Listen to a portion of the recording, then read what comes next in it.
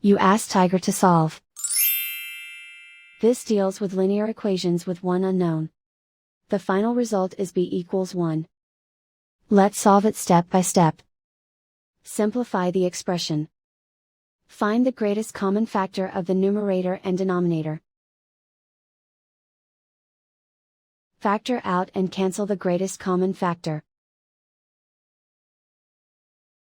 Isolate the b. Multiply both sides by 8. Group like terms. Multiply the coefficients. Simplify the fraction. Multiply the fractions. Simplify the fraction. And so the final result is b equals 1.